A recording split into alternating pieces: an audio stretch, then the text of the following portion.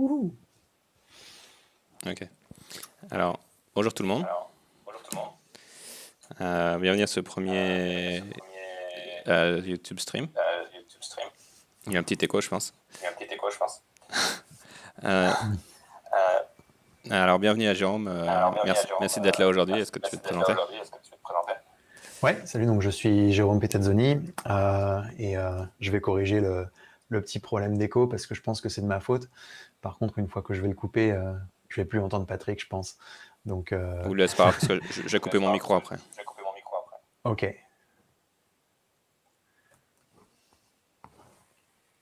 En fait, il suffit que je coupe le mien sinon. Tu veux que j'attaque? Ouais, vas-y. Ok, donc bonsoir tout le monde. Je suis Jérôme Petazzoni et ce soir, je vais parler de comment débugger des pods problématiques, hein, comment troubleshoot some troublesome pods. Au début, on avait annoncé donc le talk avec une description en anglais parce qu'on se demandait si les gens préféreraient l'avoir en français ou en anglais. Il se trouve qu'il y a une majorité de Français, donc on va le faire en français. Et je vais répéter au cas où on aurait des anglophones seulement. So we initially announced the talk with an English description because we didn't know if we would have a majority of French or English listeners. It looks like we have a majority of French listeners, so I'm going to do that talk in French. If you really wanted to have it in English and you're super angry right now, I promise to make that talk in English in a very near future. So you can rage quit now, and I promise we will let you know that when we will do it in English. I would love to do it in English as well because I think what I'm going to talk about is pretty cool anyway. Back to French, de retour dans la langue de Molière. Donc voilà, on va parler un peu de kubectl debug. Donc c'est parti. Je suis Jérôme Petazzoni. Je suis jpetazzo sur Twitter. Vous pouvez me suivre sur Twitter où vous pourrez m'entendre troller sur plein de trucs super intéressants, de la tech, de la musique, la différence entre l'anglais et le français, des choses comme ça. J'ai passé 7 ans à bosser chez Docker, une startup dont vous avez peut-être entendu parler. Et en fait, les années de startup, c'est un peu comme les années de chien. C'est-à-dire que quand on fait 7 ans dans une startup, c'est un peu comme 49 ans dans une boîte ordinaire. Ce qui veut dire que j'ai un peu impatience de prendre ma retraite là. Avant Docker, j'ai eu divers rôles dans diverses boîtes. J'ai fait de l'open source, de l'hosting, des choses comme ça. Entre autres dans une petite boîte française qui s'appelle Enix, dont je reparlerai un petit peu tout à l'heure. Et puis après être parti de chez Docker, après une dépression et un burn-out, c'est un autre sujet dont j'ai parlé dans d'autres talks. C'est pas ce dont je parlerai ce soir. Donc après avoir fait cette dépression et ce burn-out chez Docker, j'ai pris un peu de temps off. Je me suis amusé un petit peu avec des devices comme ça, pour faire de la musique. Mais c'est pas du tout ce dont je veux parler ce soir non plus. Ce soir, je veux parler donc de Kubernetes et de comment débugger des pods sur Kubernetes. Alors, en gros, l'idée de ce soir, c'est qu'on est dans la situation suivante. On a quelqu'un qui nous dit « Au secours, mon pod ne marche pas, je ne sais pas ce qui se passe ». Alors déjà, on va prendre un petit peu le recul. En général, quand quelqu'un nous dit « Au secours, ça marche pas » sans plus de détails, on n'est pas vraiment avancé. Hein. C'est bon, qu'est-ce qui se passe exactement, qu'est-ce qui marche pas. Alors moi, je vais vous donner ma bonne définition d'un bon bug report. Si vous voulez, il y a le bon bug report et il y a le mauvais bug report. Alors le bon bug report, pour moi, c'est en 3 parties. C'est comme ça. C'est quand je fais je m'attends à ce qui se passe et en fait, à la place, il se passe Si vous me donnez un bug report comme ça, on peut s'entendre. Maintenant, si c'est juste ça marche pas lol, on peut pas vraiment faire grand chose. Alors, qu'est-ce que ça donne donc mon ça marche pas si je le reformule avec ça? Donc là, mon utilisateur revient me voir et me dit quand je me connecte à mon pod, je m'attends à avoir une belle réponse HTTP. Et en fait, j'ai un bad gateway. Ah, bad gateway, ça me parle un petit peu. C'est probablement un message que je peux copier-coller dans un Google et espérer voir des choses, mais ça reste quand même un petit peu large. Du coup, je pose un peu des questions de précision. Ok, quand on se connecte au pod, comment on se connecte au pod? C'est quoi? C'est un serveur web, a priori, vu qu'on parle de réponse HTTP, mais tu te connectes comment? Quel navigateur? C'est quoi l'adresse? Comment ça se passe? Ensuite, tu attends une réponse HTTP, mais qu'est-ce qu'il devrait y avoir? Une page web? Un truc qui dit OK? Je sais pas trop. et à la place, donc, tu as un bad gateway. Bon, ok. Alors, détaillons un petit peu tout ça, hein. On se la refait, mais avec les trucs que j'attends en mode bien. Alors, quand je me connecte à www.openduck.site, je m'attends à voir ma page web et à la place, j'ai un bad gateway. Bon, bah là, c'est pas mal. On pourrait faire mieux, hein. On pourrait mettre des détails du genre c'est quoi le browser que tu utilises, à quoi ressemble la fameuse page web, etc. Mais déjà, avec ça, on peut commencer à bosser. Donc, on va déjà reproduire le bug chez nous. Voyons voir. Ici, je vais aller sur www.openduck.site et je vois effectivement bad gateway. Donc, jusque-là, tout va bien. A priori, on ne s'est pas moqué de moi. Alors, je vais aller demander à mon vieux copain Léonidas son conseil et il me dit « Ce soir, nous dînerons en enfer » ou plutôt « Ce soir, on va débugger Kubernetes ». Alors, il ajoute aussi, quand même, petit détail, ce soir, sortez pas de chez vous, hein, restez à la maison, allez pas dîner en enfer, dînez chez vous, ce sera très bien. Bon, alors comment ça se passe? On va y aller, comment dire, avec les bonnes vieilles méthodes traditionnelles. Donc, ce qui m'intéresse, n'est-ce pas, c'est www.open-duck.site. Ok, donc back gateway, très bien. Alors on va voir sur quoi ça pointe ce bazar. Ok, j'ai un petit paquet d'adresses IP ici. Très bien. Il se trouve que je suis, ces adresses IP là, ça correspond à mon cluster Kubernetes, et il se trouve que je reconnais ces adresses. C'est bien mon cluster, donc au moins pour une fois. C'est pas le DNS. C'est la seule fois probablement de toute l'histoire de l'informatique dans laquelle le problème ne vient pas du DNS, parce que c'est toujours DNS d'habitude, mais pas cette fois-ci. Alors, on va essayer de se connecter à ce cluster. Bon, il se trouve que dans ce scénario-là, je suis administrateur du cluster Kubernetes en question, donc j'ai le droit de me connecter dessus pour voir ce qui me se passe. Alors, je me connecte, je mets un super mot de passe hyper compliqué, voilà, et je suis sur le nœud numéro 1 du cluster.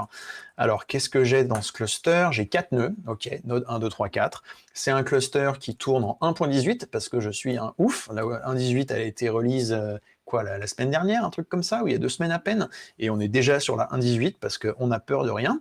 Donc, on va essayer de savoir un petit peu ce qui se passe. Alors, mon bad gateway, là, je l'ai quand je me connecte sur le port 80. Donc, qu'est-ce qui accepte le trafic sur le port 80? C'est une bonne question, merci de l'avoir posée. On va utiliser quelques outils traditionnels. Je vais regarder avec Netstat. Avec Netstat, alors moi, j'ai quelques flags que je connais par cœur et dont je me rappelle tout le temps. Par exemple, Netstat-NTLP. Alors, NTLP, numérique, T c'est pour TCP, L c'est pour listen, P c'est pour montre-moi les process. Quand je fais ça, il va me montrer en fait tous les ports ouverts en écoute sur la machine. Et là, pas mal, je vois un truc effectivement sur le port 80 en écoute. Donc j'ai bien un truc qui écoute sur le port 80 sur ma machine, mais ça me dit pas quoi. Bon, ça me dit pas quoi parce que je suis pas route, mais si jamais je passe route avec sudo comme un bon professionnel, hop, là, port 80, je vois trafic. Bonne nouvelle, donc trafic, c'est un ingress controller pour Kubernetes. Je sais pas si j'aimerais bien avoir des trucs pour faire des sondages, vous savez, demander aux gens, là, lever la main, si, etc. J'aimerais bien pour vous demander, lever la main si vous connaissez trafic. Si vous voulez, vous pouvez lever la main chez vous. Les gens autour de vous vont peut-être se demander ce qui se passe, ou alors vous pouvez peut-être mettre un +1 dans le chat ou un truc comme ça. Voilà, donc. Trafic, donc c'est un ingress controller pour Kubernetes. C'est à mon avis le premier, je vais dire, load balancer cloud native. Alors quand on dit ça, ça fait un peu genre, t'envoies un peu pour faire comment dire, les mots-clés là pour faire exploser le bullshitomètre. Non, pour moi, c'est vraiment le premier load balancer cloud native parce que au lieu de bosser avec des fichiers de config et que je dois générer mes fichiers de config à chaque fois que je rajoute des hosts, etc., il va chercher sa configuration directement dans une API. Ça peut être l'API Docker, ça peut être l'API Kubernetes. Accessoirement, c'est un produit français, Cocorico, dont les noms de release ont pour code des fromages. Donc, je crois que, par exemple, la 1.7, je sais plus quoi, on est en release Marwal. Donc, je trouve ça quand même plutôt cool. Bon, voilà. En tout cas, j'ai donc trafic qui écoute sur le port 80 sur mon cluster. Donc ensuite, ce que je peux faire, il se trouve que dans le cas présent, il y a aussi l'interface de, comment dire, une sorte de dashboard pour trafic sur le port 80-80 et qui va me montrer un peu ce qui se passe. et qui me permet de voir que, en effet, j'ai bien www.openduck.site, et là, vous voyez, j'ai les backends correspondants. Et ces adresses-là, je les connais, elles sont bien connues des services de Weave. Ces adresses, c'est les adresses des pods de mon site, en fait. Donc, je pourrais essayer de me connecter là-dessus. Alors, pas depuis mon browser, hein, parce que c'est des adresses internes au cluster, tout ça, mais je peux essayer de me connecter là-dessus depuis mon cluster pour voir un peu ce qui se passe. Et effectivement, quand je me connecte là-dessus, j'ai droit à un connexion refusée. Alors, je peux continuer à débugger un petit peu. Hein. Là, par exemple, dans Kubernetes, quand j'utilise un ingress controller, je vais avoir un objet de type ingress. Là, j'ai bien un ingress, donc website, qui me dit que www.openduck.site, il va aller pointer vers... Alors, allons regarder de plus près avec un describe. Il me dit donc que www.openduck.site, il va vers le service website sur le port 80, et que ce service-là, il a tous ses backends. Donc, je retrouve l'information que j'avais dans le dashboard de trafic. Et donc, effectivement, hein, quand je me connecte à un de ces backends, bah, ça marche pas. Hein, ça, je fais un curl là et j'ai un connexion refusée. Alors, ok, à ce stade-là, donc, je me dis, bon, qu'est-ce qu'on fait ensuite? Bah, on va faire un petit peu de breaking and entering, donc ce qui veut dire en anglais une entrée par effraction. On va essayer de rentrer dans le pod pour aller voir ce qui se passe dans le pod. Alors, je vais aller lister mes pods, et puis, ok, on va en prendre un au pif, celui-là par exemple, et on va essayer d'obtenir un shell dans le pod. Alors dans Kubernetes, pour ça, la méthode traditionnelle, c'est kubectl-exec. On fait kubectl-exec, le nom du pod, et la commande à exécuter, genre ls. Puis là, il me dit non, t'es gentil, mais ls en fait n'existe pas dans le pod. Donc, bon, je peux pas, d'accord. Peut-être que si j'ai pas ls, je peux faire, allez, au moins ps. Tu vas bien me filer ps quand même. Non, il n'y a pas ps non plus. Bon, je pense que c'est même pas la peine de demander un shell. En effet, c'est pas la peine de demander un shell. Bon, donc il y a quelque chose d'un peu bizarre dans ce pod, on n'arrive pas à lancer quoi que ce soit, c'est un peu étrange. Alors ce que je propose, c'est qu'on aille récupérer l'image du pod là en local et qu'on aille l'ouvrir un peu pour voir ce qui se passe. Alors pour ça, je vais aller faire un describe sur le fameux pod, et puis dans l'output, normalement, je vais trouver, voilà, la fameuse image qui est utilisée, donc jptazzo/godemo. Ok, alors, je docker pool jptazzo/godemo. Alors, dans la vie vraie, je ferais probablement pas ça comme ça, cache sur le cluster. Hein. Je ferais ça en local sur une machine, ce serait peut-être un peu plus propre. Mais allez, YOLO. Une fois que j'ai l'image, je peux essayer de la lancer. Donc, docker run jptazzo godemo.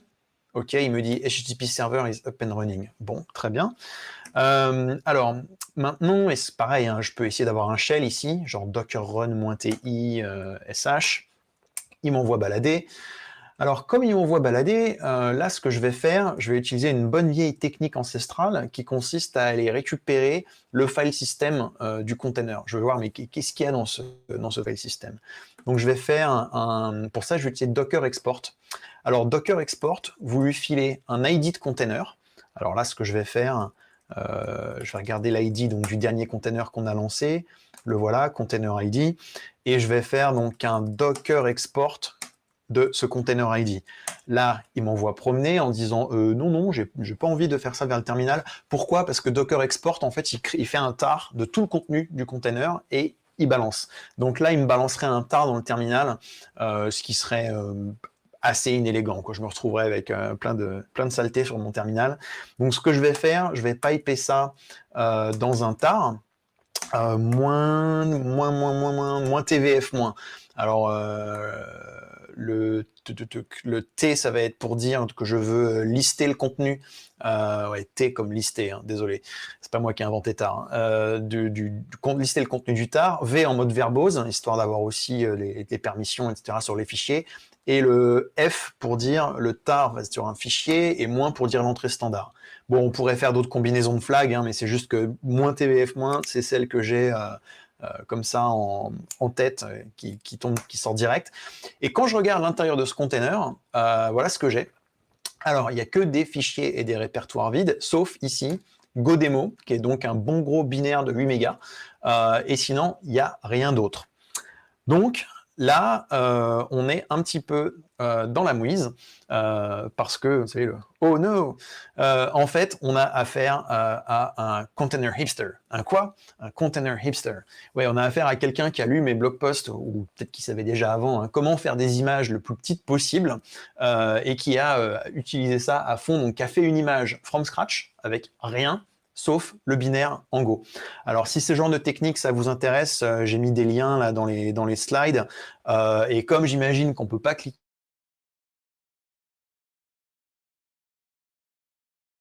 ici l'URL avec tout ça.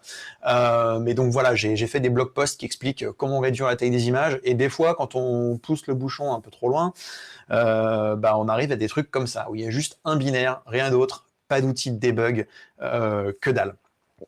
Et débugger, c'est pas très pratique. Donc, il va falloir qu'on aille un peu plus profond dans le container. Donc, ce qu'on va faire, on va jouer un petit peu avec les namespaces. Alors, attention, ce que je vais vous montrer là, c'est des techniques qui sont spécifiques à Docker, plus ou moins, et qui demandent d'avoir accès directement au nœud du cluster. Donc ça, c'est moche en termes de sécurité, hein, on est bien d'accord, mais on va bricoler un petit peu, on va voir ce qu'on arrive à faire. Alors, la première technique que je vais vous montrer, c'est ce que j'appelle l'injection BusyBox. Ce qu'on va faire, en fait, puisque notre container, il n'y a rien dedans, et que c'est un peu le désert, on va rajouter BusyBox, donc qui est une espèce de couteau suisse un peu à tout faire, dans le container, ce qui va nous permettre d'avoir un shell et de débugger un petit peu, de voir ce qui se passe. Et puis ensuite, je vais montrer d'autres techniques. Alors, on va commencer donc par la technique d'injection de BusyBox. Alors pour ça, il faut que j'aille me connecter sur le nœud qui fait tourner le container qui m'intéresse. Alors ce que je vais faire un petit kubectl getPods avec un -o wide. Le -o wide, ça veut dire rajoute-moi plein de colonnes dans l'output. Et là donc, dans les colonnes en plus, dans l'output, je vois par exemple, tiens celui-là, node 2, allez c'est parti. On va sur node 2, et on cherche le fameux container. Alors ensuite, je fais un docker ps. Là, donc, au milieu de tout ça, j'espère trouver le voilà. Celui qui est tout en bas ici, la GoDemo, 186DF, etc. Donc, on va aller injecter un BusyBox dedans. Alors, il se trouve que j'ai du bol. Sur mes machines, là, j'ai BusyBox qui est installé. Je ne saurais pas trop vous dire pourquoi, parce que j'ai déployé mes nœuds avec des images Ubuntu standard et tout, donc je ne sais pas si ça vient avec l'image Ubuntu, ou si c'est quand j'ai installé Docker, Kubernetes, qu'il y avait BusyBox en dépendance. Bon, mystère, mais en tout cas, bonne nouvelle, j'ai un BusyBox qui traîne ici. Donc je vais le docker cp, donc /bin/busybox, pardon, docker cp, pas scp, pour ça que la complétion marche pas. Donc je vais le copier dans le container. Là vous mettez l'id du container, 2 points, le chemin où vous voulez copier le bazar. Voilà, et là c'est bon, maintenant j'ai BusyBox dans mon container. Donc je peux faire un truc du genre docker exec, l'id du container, /busybox. Alors si je fais ça, il y a BusyBox qui va me sortir la liste de toutes les applets, entre guillemets, qu'il supporte. C'est-à-dire, enfin, BusyBox, hein, si vous ne connaissez pas trop, c'est une espèce de couteau suisse avec tous les usual suspects Unix dedans. Il y a ls, ps, grep, cp, enfin vous savez, tous les outils dont on pourra besoin comme ça. Et on a souvent ça dans des tout petits systèmes, des routeurs, des trucs comme ça. Et puis quand on veut vraiment un tout petit container, genre le plus petit possible, c'est un bon candidat. Et puis là, j'ai juste à copier BusyBox dans mon container et j'ai mes outils. Donc là, par exemple, si je suis plus à l'aise avec un shell, je peux faire un docker exec -ti /busybox sh, et là, bim, je suis dans mon container. Donc je peux aller voir les process qui tournent, je vois que j'ai bien GoDemo, et puis j'ai mon BusyBox à côté. Je peux faire des ls pour voir qu'effectivement, on se sent un petit peu seul là-dedans. Puis je peux faire des netstat oulala. Alors par contre, avec BusyBox, on a des outils un peu roots de chez Roots. Donc voilà, je peux faire un netstat -ntl, puis voir qu'il y a bien mon serveur qui tourne. Ok, donc c'est une première technique. Alors au passage, j'imagine qu'au fur et à mesure que je vais faire mes démos, vous allez être de plus en plus nombreux et nombreuses à voir quel est le problème avec ce container. Donc si jamais à un moment donné vous le voyez, vous pouvez, je sais pas, vous mettez un un emoji dans le chat ou un truc comme ça, mais spoilez pas la surprise pour les autres, ce sera plus rigolo comme ça. Bon, alors là, donc voilà, ça me permet d'avoir un petit peu comment dire, une première technique, sauf que faut quand même avoir, déjà faut faire tourner Docker, donc si vous faites tourner containerd, Rocket, machin, etc., c'est mort. Et puis il faut avoir accès à l'API Docker, ce qui en termes de sécurité est absolument pas bon du tout. Bien. Alors technique suivante, on va descendre encore plus bas. On va aller chercher carrément NSEnter. Alors, NSEnter, c'est ce qui permet de enter les namespaces. Alors, pour préciser, hein, on ne parle pas des namespaces de Kubernetes, on parle des namespaces du noyau Linux, c'est-à-dire qui font partie des briques de base quand on fait des containers sous Linux. En gros, il y a les namespaces et les cgroupes. Et les namespaces, c'est ce qui permet de cloisonner un petit peu les containers pour que chaque container il ait sa propre liste de process, ses propres interfaces réseau, son propre file system, etc., etc. Et avec NSEnter, je peux entrer dans les namespaces. Alors là, je vais faire un NSEnter. Je vais lui donner donc un PID, un process ID en target, pour lui dire rentre dans les namespaces de ce process-là. Pour ça, il faut que je trouve un PID. Alors, il y a plusieurs techniques. Là, je peux y aller un peu à la à la sauvage. Vas-y, il est où? Il est mon binaire Go. Il est là. OK. Donc, je peux faire un NSEnter sur ce PID qu'on voit ici, là. 16200 machin. Voilà. Ou alors, j'ai une technique un tout petit peu plus sympa. Je peux aussi utiliser l'API Docker, faire un Docker inspect sur mon container. Attendez, c'était quoi déjà l'IP du bazar? Docker PS, non, c'est pas celui-là. Attendez, Docker PS. Voilà, il est là. Je peux aller faire un Docker inspect. Et grâce à Docker inspect, dans l'output, je vais trouver le PID 16234. Et grosse coïncidence, hein, ou pas, c'est le PID que je voyais tout à l'heure avec mon PS. Parce qu'en fait, les containers, les process dans les containers, c'est des process complètement ordinaires sur la machine et on peut leur faire tout un tas de choses.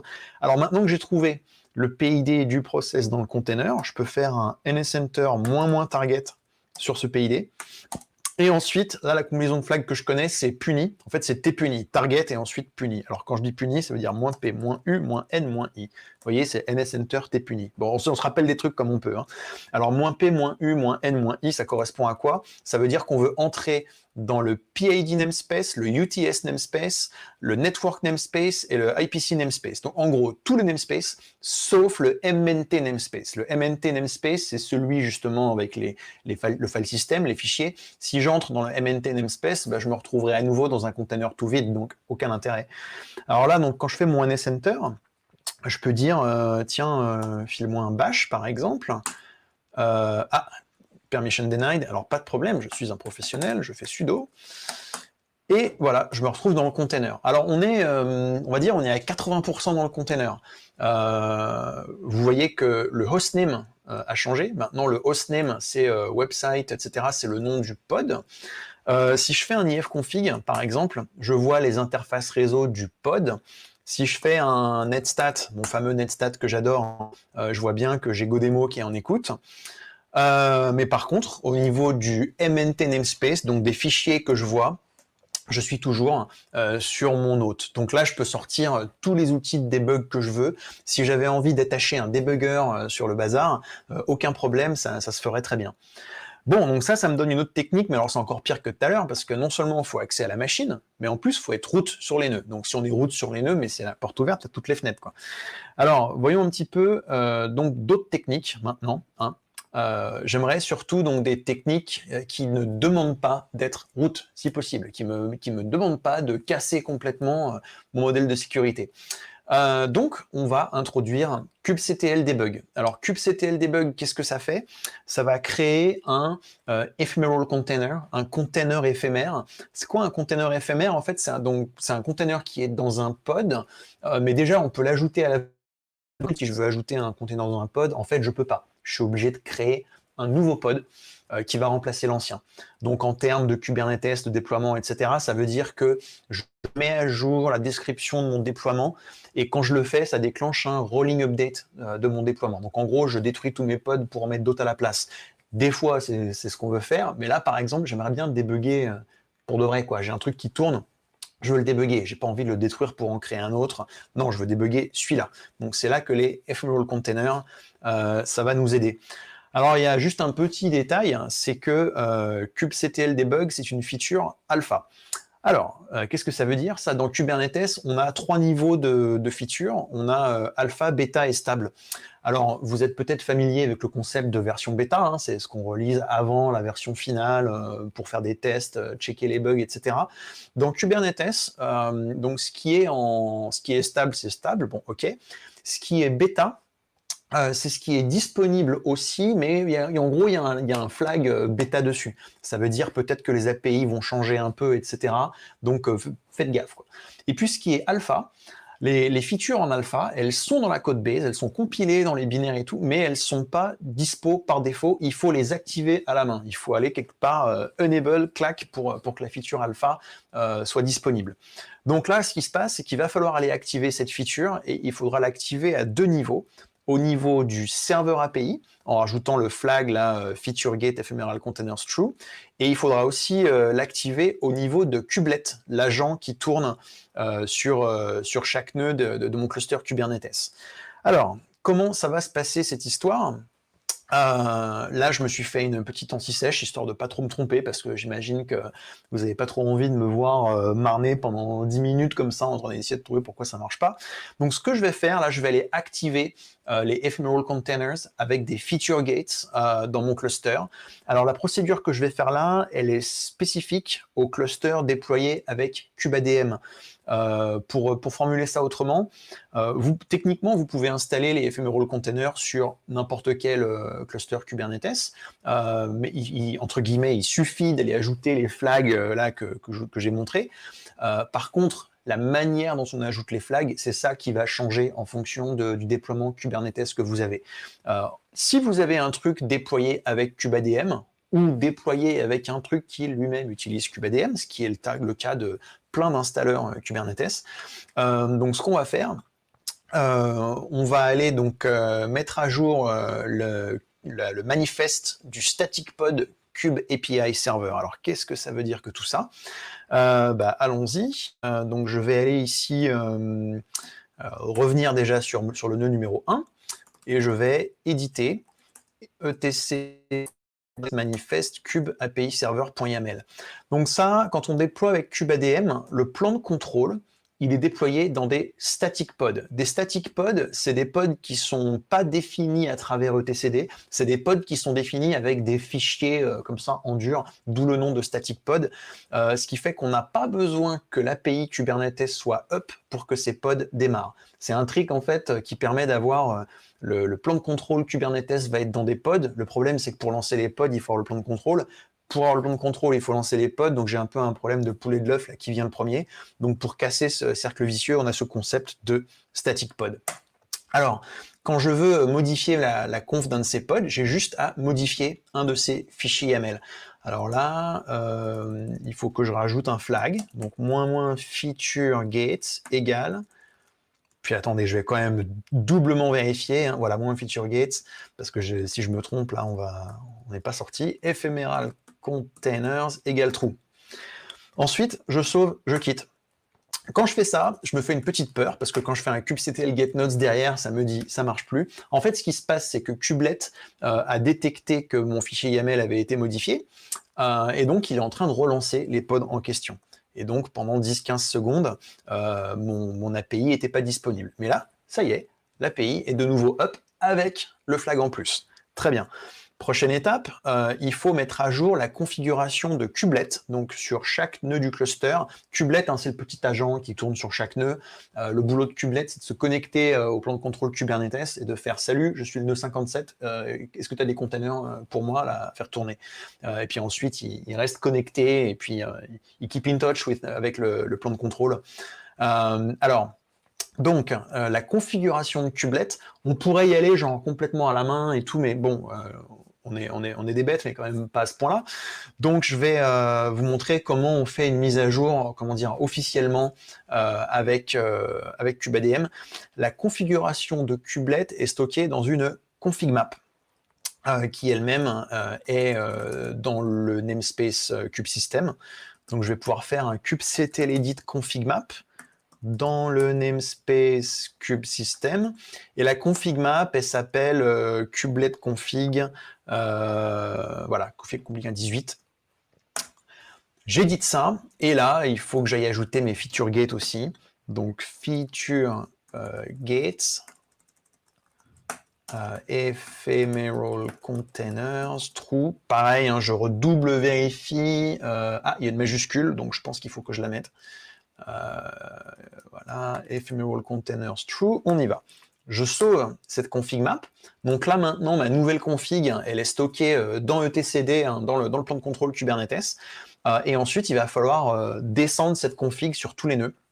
Alors, moi, la méthode que j'utilise pour ça, c'est kubadm upgrade node. Donc, je vais faire une petite boucle sur chaque nœud. Hein. For n 1, 2, 3, 4, do ssh sur le nœud, sudo kubadm upgrade node done. Alors, kubadm upgrade node, s'il y avait besoin, il pourrait faire une mise à jour de kubelet, mais surtout, là, ce qu'il fait, c'est qu'il redescend la config. Accessoirement, je crois qu'il fait une rotation des certificats aussi, mais bon, détail. Voilà, donc là, on a redescendu, vous voyez, la config sur chaque nœud. Maintenant, je crois qu'il faut aussi redémarrer kubelet. Donc, on y va. Sudo systemctl restart kubelet. Voilà, voilà. Et puis alors quand j'ai fait les tests de tout ça tout à l'heure, je me suis rendu compte qu'il y avait aussi une petite embrouille, c'est qu'en fait quand on fait le kubadm upgrade node, il a défait dans mon dos les modifications que j'ai faites tout à l'heure sur le API server, voilà. Parce que autant pour kubelet j'ai voulu faire genre je vais faire la mise à jour proprement, autant ce fichier-là, je l'ai mis à jour à la sauvage alors que j'aurais sûrement dû faire autrement. Et donc quand je fais mon kubadm upgrade node, crac, vous voyez le flag que j'avais mis tout à l'heure là, le moins feature gate, ça a disparu. C'est pas grave, je le remets. Ephemeral containers. Sans mettre de faute, sinon encore une fois je me tire une balle dans le pied. On y va, on sauve. On attend encore, vous savez quoi, 10-15, ah, ça est déjà, c'est allé très vite. Là. Ah oui, les nœuds là ils sont not ready, donc il faut attendre un petit peu. Ah, alors peut-être qu'il va falloir que je débug quand même, parce que j'ai peut-être fait une bêtise là. Alors, on va aller regarder un peu est-ce que j'ai bien kubelet qui tourne. Ouais, j'ai bien kubelet qui tourne, donc tout va bien. Du moins on dirait... Non, j'ai pas kubelet qui tourne en fait. Là, je vois bien kubelet dans l'output de mon PS, mais on dirait que j'ai pas kubelet qui tourne. Alors, comment on fait pour débugger ça? On peut commencer par un systemctl status kubelet. Result exit code. Donc il me dit bien que kubelet n'a pas réussi à démarrer comme il faut. Alors très bien, on va faire un journal ctl-u kubelet. Et puis j'espère avoir un peu plus d'infos là-dedans. Ah voilà, unrecognized feature. J'avais dit qu'il fallait pas se planter. Hein. Ephemeral containers. Ouais, en fait, c'est que je crois qu'il y a vraiment une majuscule et apparemment, je me suis raté, quoi. Alors, j'y retourne. Je croyais avoir mis la majuscule, là, mais apparemment, non. Donc, je la mets pour de bon cette fois-ci. Je sauve, je quitte. Je refais ma boucle for, là, pour aller redescendre mon fichier de config partout. Je croise les doigts aussi, hein, parce que, ouais, là, c'est... ça se présente pas forcément super bien parce qu'il essaye de faire la partie. Alors j'espère qu'il va time-outer gentiment sur cette partie-là et ensuite continuer comme si de rien n'était. Je vais profiter de cette minute pour. Alors dans les meet-up en général, on a des pizzas et de la bière. Moi, je suis toujours déçu qu'on n'ait pas des options non alcooliques un peu sympas. Et du coup. Comme je suis à la maison, je bois du jus maracuja orange et c'est presque pas trop sucré en plus. Bon, un petit peu évidemment, hein, mais il y a quoi? Il y a 5 grammes de sucre là-dedans, donc c'est quand même bon, c'est pas trop énorme. Et c'est vachement bon. Alors, non, je suis pas sponsorisé. C'est Proviant qui fait ça, c'est du Schorle, donc c'est assez populaire en Allemagne en fait, c'est des mélanges genre jus de fruits et puis un truc pétillant. Et non, je suis pas sponsor, mais c'est assez bon et c'est encore une fois pas trop sucré, donc ça me permet d'avoir un truc sympa sans pour autant boire des tonnes de sucre. Alors, bon bah là, puisque ça marche pas, je vais tenter un CTRL-C. Hein. Donc là, il fait skipping phase, not a control plane node. Donc, il a peut-être quand même... ça y est, on va voir. Hein. Je tente de démarrer Kubelet. Et puis ensuite, kubectl get node. Voilà. Alors, le 2 et le 3 sont revenus. Donc, j'ai bon espoir que les autres reviennent aussi. Voilà, le 4, c'est bon. Et alors, le node 1, il va peut-être falloir que je le fasse revenir à la main.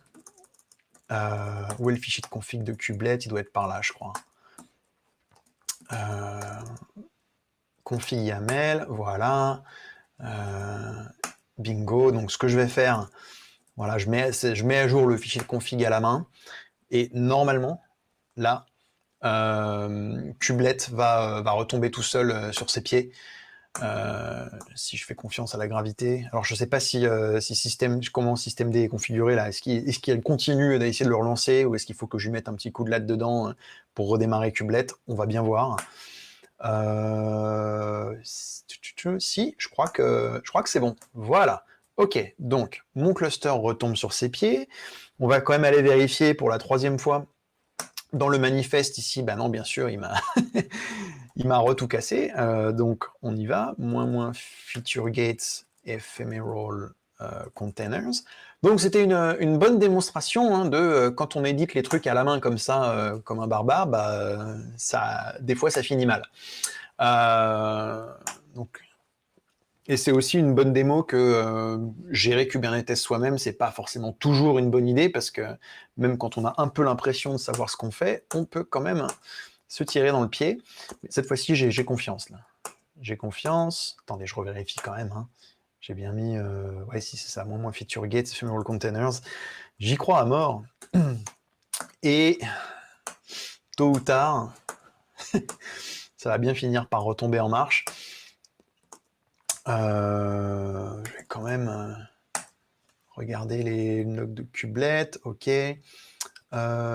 Connexion refusée. Bon, alors on va aller regarder les logs du pod API serveur, hein, parce qu'on a peut-être aussi un problème à ce niveau-là. Alors, je vais faire... Donc, en fait, là, ce que je veux aller faire, c'est regarder les logs du pod API serveur. Normalement, je pourrais faire un truc du genre kubectl logs, etc. Sauf que ça passe par l'API serveur. Donc, comme l'API serveur est down, là, ça ne marchera pas. Donc, ce que je vais aller faire, c'est choper les logs au niveau du container Docker qui tourne en dessous. Donc, je vais faire un docker ps-a, trouver voilà, l'API serveur ici. Je vois bien qu'il a, vous voyez, il a quitté il y a 4 secondes. Bref, il n'a pas réussi à se lancer. Donc, je fais un docker logs sur ce container. Et ok, je me suis vautré dans les flags, hein, c'était à peu près certain. Alors, je retourne réinspecter. Oui, ok, d'accord, je vois ce que j'ai fait. J'ai mis -- feature gates ephemeral containers, alors que ce qu'il fallait faire, c'était feature gates égale ephemeral containers égale true. Faut le savoir. Bon, ensuite, j'attends que le... Donc là, en fait, hein, Kubelet a vu que j'avais modifié le YAML, du coup, il destroy l'ancien pod, il en crée un nouveau avec, espérons, cette fois-ci, les bons flags. Et voilà, une minute plus tard, ça y est, c'est bon. J'ai mon cluster qui est revenu. Et cette fois-ci, j'ai la feature gate ephemeral containers qui est activée. On va pouvoir lancer donc les containers éphémères. Alors, on y va. C'est quoi la syntaxe? Je reviens un peu là-dessus. Donc, kubectl debug, -- std, -- tty, -- attach, le nom du pod, -- image, et ensuite la commande qu'on veut lancer. Alors, on y va. Donc, kubectl... Alors, comme c'est une commande alpha, il faut mettre kubectl alpha debug. Hein. Kubectl debug tout court, il nous dit niet. Alors, c'est quoi déjà le pod que je veux débugger? kubectl get pods, on va dire c'est celui-là. Voilà. Donc, kubectl alpha debug sur ce pod-là. Et donc, je veux mettre moins TTY, moins attache, moins std in, je crois. Moins image Alpine parce que j'aime bien Alpine. Et je dis, donne-moi un shell. Et bim, je récupère un shell donc dans mon pod. Alors c'est allé super vite parce que l'image Alpine était déjà présente. Hein. D'habitude ça prend quelques secondes le temps qu'il poule l'image, mais comme j'avais déjà un peu testé avant, là l'image Alpine était déjà là. Ok, et là maintenant, si je fais par exemple mon fameux netstat-ntlp ou n'importe quel autre outil, etc., hein, je vois, bon, bah, j'ai bien un serveur web qui tourne dans mon pod. Je peux essayer de me connecter dessus. Curl, localhost, 2.88, tiens, 88, c'est bizarre. Alors on va faire un apk add curl, parce que là j'ai pas curl hein, par défaut dans Alpine, et on va faire un curl localhost, tiens c'est sur le port 88. C'est bizarre ça le port 88, d'habitude les serveurs web ils sont sur le port 80, je sais pas ce que vous en pensez, mais c'est quand même vachement suspect. Alors, comment est-ce qu'on peut... qu'est-ce qui se passe hein. Donc là, c'était ça en fait, l'embrouille, c'est que pendant tout ce temps-là, mon container il écoutait sur le port 88 au lieu d'écouter sur le port 80. Alors, on va corriger ça de la manière la plus simple possible. On va aller corriger la définition du service. Donc, je vais aller ici, kubectl edit. Attendez, on va refaire un petit point hein, de qu'est-ce qu'on a donc dans notre cluster. Donc on a un ingress qui fait que www.openduck.site ça va sur un ingress qui lui-même donc envoie sur ce service ici. Ok, donc c'est ce service qu'il faut que j'édite. kubectl edit service website. Et dans ce service, si je scroll là, c'est ça la partie qui est importante, c'est les numéros de port. Alors dans les services Kubernetes, vous pouvez mettre un port différent, je vais dire devant et derrière. C'est-à-dire devant, c'est-à-dire là où vous acceptez le trafic, et derrière, c'est-à-dire là où vous vous connectez dans les containers. Donc là, je vais garder le port 80 devant, en frontal, c'est-à-dire c'est là que l'ingress envoie le trafic. Par contre, je vais changer ça pour que derrière, sur le container, on envoie sur le port 88. Alors, voilà, je change pour que ce soit le port 88. Je sauve, je quitte. Je retourne dans mon truc web ici, je reload, et là, c'est magique, je me récupère, voilà. Bon, tout ça pour un rickroll, franchement, c'était un peu abusé, mais c'est la vie. Alors, conclusion, donc avec kubectl debug, on peut débugger des trucs qui autrement seraient impossibles ou super durs à débugger. C'est pas disponible sur tous les container engine pour l'instant. On a testé sur Docker et grâce à mes potes de chez Enix, on m'a confirmé que ça marchait chez Containerd. Merci beaucoup. C'est encore une feature alpha. Alors là, il y a un problème un petit peu de cercle vicieux, si vous voulez, c'est que c'est une feature alpha, probablement parce qu'il n'y a pas beaucoup de monde qui la teste. Il n'y a pas beaucoup de monde qui la teste parce que c'est pas dispo sur tous les container engine. Donc, tant que personne la teste, elle sortira pas du alpha, etc. Donc, voilà. Donc, si jamais c'est un truc qui est utile pour vous, n'hésitez pas à le tester. Si vous tournez sur un Kubernetes managé, qui est fourni par un provider XYZ, n'hésitez pas à demander à votre provider hey, est-ce que tu peux faire quelque chose pour que j'ai la feature alpha là, ce qui les poussera donc à mettre ça dispo et qui fera avancer le schmilblick parce que ça sortira du cycle alpha une fois qu'assez de gens auront testé, rapporté des bugs, etc., etc. Alors en attendant, quand on a besoin de débugger comme ça, on peut se rabattre sur les techniques que j'ai montrées avant, hein, Docker exec.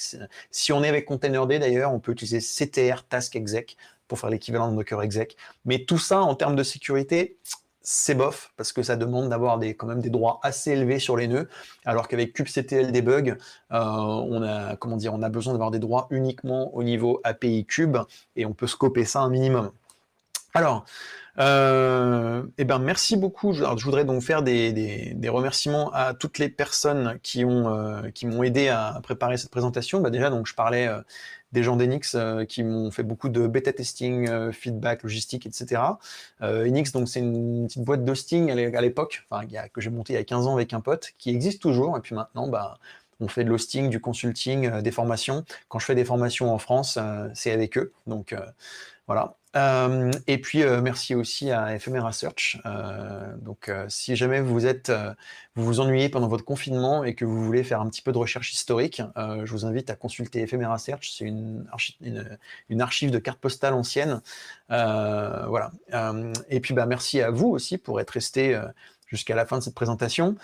J'ai mis juste en dessous une photo. Alors c'est pas un meet-up, c'était un workshop que j'ai donné à une conf. Juste pour se rappeler que finalement, des fois, on est quand même bien à la maison tranquille plutôt que de s'entasser là-dedans à 15 les uns sur les autres. Il y avait des gens assis par terre, c'était vraiment n'importe quoi. Alors, merci. Je vais regarder s'il y a dans le chat sur YouTube et sur Discord s'il y a des questions. Et moi, j'ai aussi une question pour vous. Si jamais vous avez apprécié ce talk, est-ce que vous pouvez scanner ce QR code c'est juste un petit formulaire avec il y a 5-6 questions pour vous demander ce que vous en avez pensé, vous demander de quoi vous voulez que je parle la prochaine fois. Et aussi, accessoirement, il se trouve que avant qu'on soit tous confinés, mon job c'était de faire des formations, donc de venir dans les boîtes et tout, d'organiser des choses comme ça où on fait des formations en personne. Bon, là, les formations en personne, c'est mort pour un bon moment. Du coup, j'essaye de passer en mode online. Et j'aimerais savoir ce que les gens en pensent. Est-ce que ça les intéresse éventuellement de la formation Docker Kubernetes en mode online? J'ai fait un premier bêta test la semaine dernière. Et le verdict, c'est que pour l'instant, ça marche pas trop mal. Au lieu d'être là toute la journée assis en train de s'en prendre plein la tête, on fait ça par période un peu plus courte. Les gens, au lieu d'avoir juste leur laptop en formation, on a notre PC normal, donc c'est un peu plus sympa. Donc voilà, j'aimerais bien avoir un peu votre opinion là-dessus. Donc, si vous scannez ce code, vous aurez le formulaire. Merci d'avance. Et maintenant, je vais regarder donc dans les différents chats s'il y a des questions, ou peut-être, je ne sais pas si Patrick peut me relayer les questions, parce que je vois que ça a défilé un peu non-stop. Tu veux que j'essaye d'inviter des gens sur le call? On peut essayer, ou alors s'il y a des gens qui posent des questions sur le chat. J'ai vu que ça a pas mal défilé, donc j'essaye de... Je sais pas si...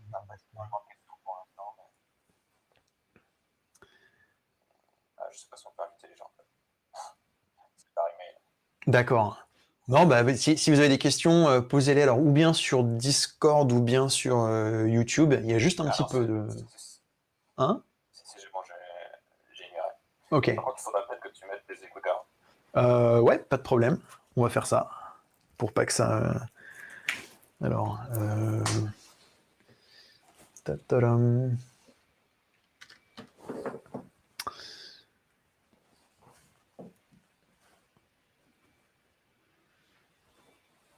Alors, est-ce que je t'entends toujours? Ouais, nickel. Ouais, parfait, ouais.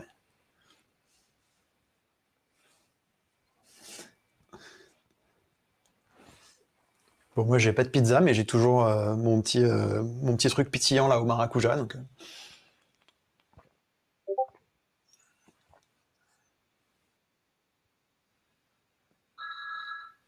Merci beaucoup.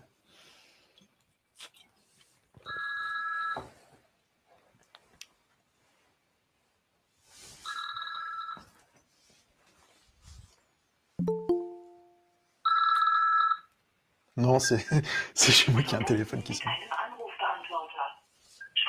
Ok, cool. Salut à tous.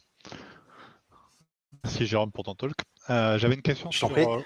comment on peut faire le debug sur Kubernetes directement depuis son IDE. Est-ce qu'il y a des options pour ça ou pas? Excellente question. Comment est-ce qu'on peut faire le debug donc directement depuis son IDE? Écoute, j'en sais rien. Je me suis pas trop penché là-dessus pour l'instant. Alors parce que confession, je suis pas vraiment un adepte des IDE. Je suis pas en train de dire que les IDE c'est bien ou mal, hein. C'est absolument pas mon propos, hein. C'est juste que j'ai pas l'habitude de bosser avec et j'ai un peu l'habitude à chaque fois d'essayer de me débrouiller avec les moyens du bord. Donc, je pense que la question reste open. Mon intuition, c'est que pour l'instant, il n'y a pas grand-chose, parce que c'est une feature alpha déjà, et que du coup, peut-être que la forme... le fait aussi, quand c'est un truc alpha, la forme de la feature va peut-être changer un petit peu. Là, par exemple, il y avait ces fameux flags attach, TTY, stdin. peut-être que dans la version finale, ça changera un peu. Donc je pense que c'est pour ça que les gens qui codent les IDE aiment bien attendre un petit peu que ça passe au moins en bêta, voire en stable, avant d'ajouter le support. Alors après, je pense que ce que je ferais, si jamais j'avais besoin de ça avec une IDE, j'irais aller me configurer un raccourci ou un truc pour que je puisse aller cliquer sur mon pod et dire lance-moi ce kubectl debug. Là, pareil, j'ai fait un exemple avec un kubectl debug que j'ai attaché avec un terminal, mais on peut aussi l'utiliser en mode lance-moi une commande. Donc, je pourrais très bien imaginer un truc dans lequel j'ai une image un peu custom avec plein d'outils pour récupérer de l'info, et je lance ça sur un pod. C'est un peu genre le pod inspector, quoi, qui va aller récupérer toutes les infos et me ressortir tout ça sous forme un peu de report. Ça peut aussi marcher, quoi. Voilà. Super, merci.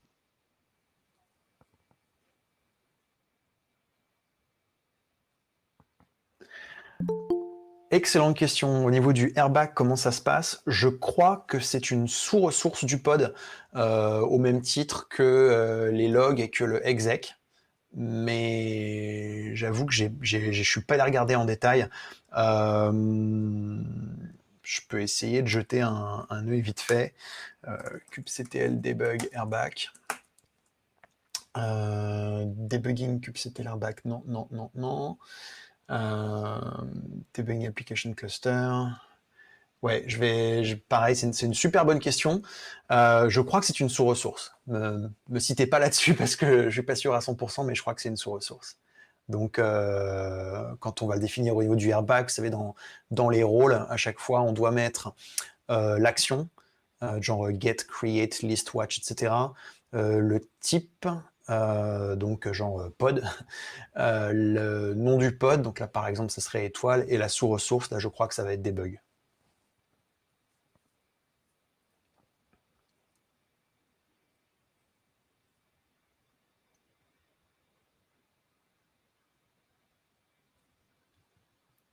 Et est-ce qu'on a d'autres questions? Je crois que ça va être à peu près tout, sauf s'il y a des questions de dernière minute.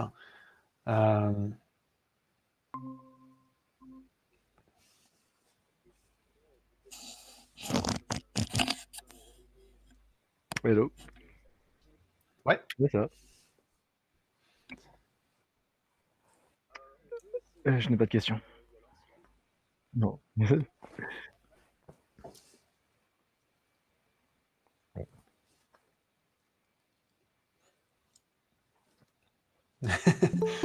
Ouais, sinon, après, moi, je regarderai un petit peu sur le Discord. Je pense que le chat YouTube, il s'arrête après, mais on peut regarder sur le Discord aussi. Yep.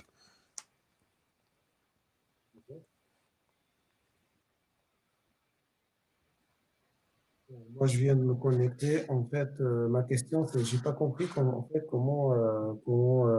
l'image BusyBox, le container BusyBox a été intégré dans le pod. Ouais, comment j'ai mis BusyBox dans le pod.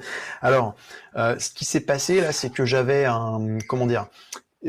mon binaire BusyBox en local, et ce que j'ai fait un Docker CP, et là on met un fichier. Donc là en l'occurrence j'ai pris /bin/busybox. Donc il faut installer BusyBox pour pouvoir faire ça. Et ensuite donc je le copie là je mets un container ID de ./. Et ça marche dans les deux sens. C'est-à-dire que par exemple, si jamais j'ai pas BusyBox en local et que je veux le mettre quelque part, ce que je peux faire, je peux aller chercher BusyBox justement. Donc allez, je vais faire un docker run BusyBox juste pour qu'il télécharge BusyBox. Donc là, il m'a lancé un container BusyBox qui a quitté tout de suite. Je vais retrouver l'ID de ce container ici et je vais pouvoir faire un docker CP, ID du container, /bin/busybox, et là je peux le copier ici, genre mon joli busybox, clac, et là maintenant mon joli busybox, c'est le fichier là, le busybox que j'ai sorti du container. Donc maintenant je peux aller le remettre dans un autre container si j'ai envie, en faisant le CP dans l'autre sens. Voilà comment ça marche. D'accord. Et le seul petit truc avec Docker CP, c'est que si je dis pas de bêtises, on peut pas le faire directement sur une image, on doit le faire sur un container.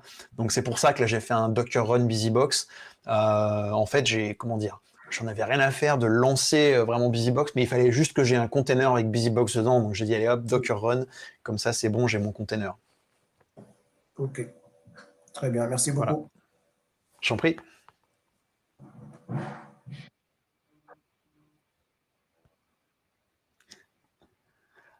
Ah, pourquoi pas Distroless? Ouais, on pourrait tout à fait prendre Distroless. Par contre, Distroless, comment dire, là, je pourrais l'utiliser pour mon application, mais quelque part, là, je suis même encore plus loin que Distroless parce que comme j'ai juste un binaire Go, je peux dropper mon binaire Go dans une image Scratch. Ensuite, oui, je pourrais m'amuser à le mettre sur une image Distroless, mais à ce moment-là, autant le mettre, à mon avis, hein, autant le mettre sur Alpine, sur un truc comme ça.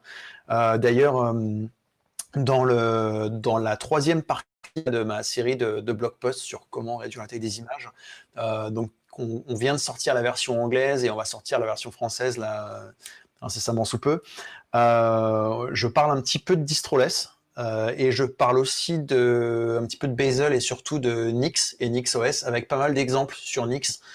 Donc, s'il y a des gens qui veulent regarder un petit peu ces concepts-là, je pense que c'est intéressant, quoi. Voilà.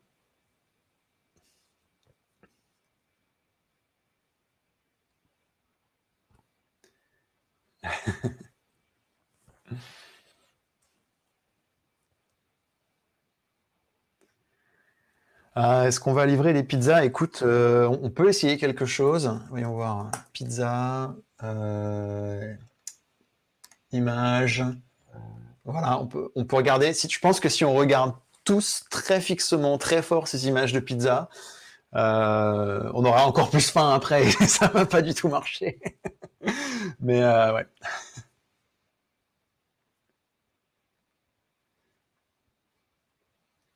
Ah, c'est pas mal ça. C'est pas mal. Je savais bien que Ludo c'était un copain. Bah, merci beaucoup en tout cas à toutes et à tous.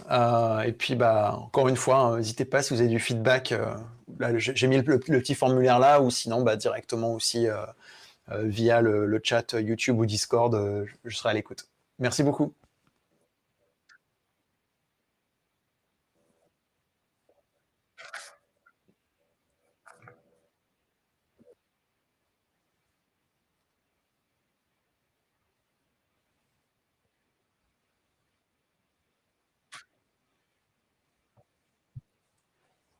Bonne soirée. Bonne soirée. Merci beaucoup. Au revoir.